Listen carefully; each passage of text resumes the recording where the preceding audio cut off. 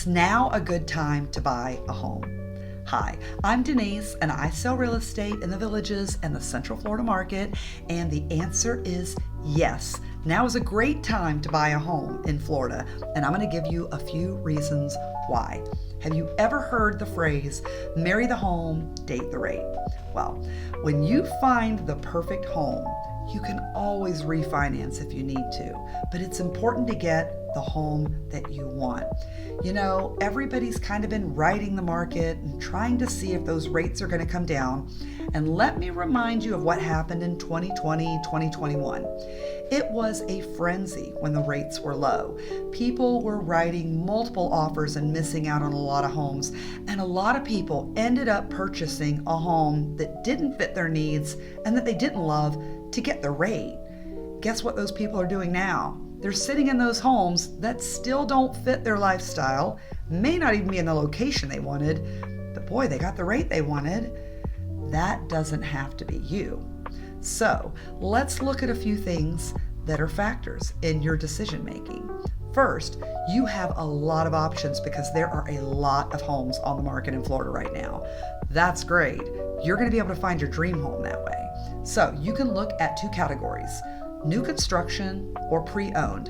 So with new construction, the home builders are offering a lot of incentives and upgrades. And if you use their lender, you're going to get a better rate.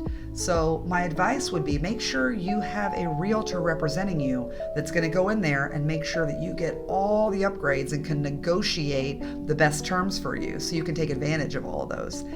Second, there are pre-owned homes, and there's a lot of them.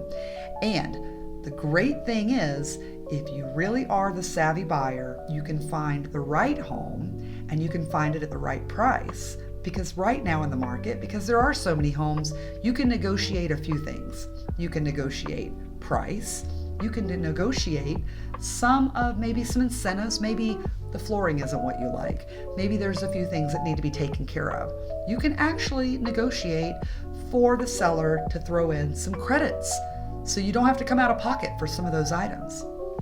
Thirdly, you might even be able to get your seller to throw some incentives your way and a little bit of cash so that you can actually buy down some points. That's going to give you a better rate with your lender. So that might be something that you can negotiate too. So those are three great incentives that are going to help you with actually marrying the home that you want and being able to get a little bit more out of it than you thought. Now, word to the wise. Yes, the market's cooled. Yes, there's a lot of homes. And yeah, buyers have a little bit of the upper hand right now. But I would strongly suggest that when you decide to make an offer on that dream home, and if it really is your dream home, you need to be a serious buyer and not lowball. Have you heard that? Lowballing? Okay, lowballing is when you throw out an offer that's not realistic. I give you a pause because, of course, I want you to get the best deal possible. And this is a great market to get a really great deal. If a home's been sitting on the market for a really long time, you don't know the seller's situation. They may need to sell. However, I caution you to throw out an offer that might insult the seller, because a lot of sellers right now are still kind of hung up on what they thought they should have gotten on their home a year ago or even further back. So they already might not love where their home is priced. They may have already done a couple of price reductions, and they're probably on the market a little bit longer than they thought they were going to be. So if you're going to make an offer and you're a serious buyer and you really do love that home, I suggest offering close to fair market value for that home, especially if you are going to be asking for any extras. And if you have a contingency and you haven't sold your home yet and your home is sitting on the market, keep that in mind, because I don't know what seller is going to want to take an offer way below what they're thinking that their home is worth and sit and wait for you to get your home sold. Because if you're stuck on a weird number, guess what? They may recognize that you're not going to get your home sold. So it is advantageous for you to make sure that what you're offering is actually in line with what is fair.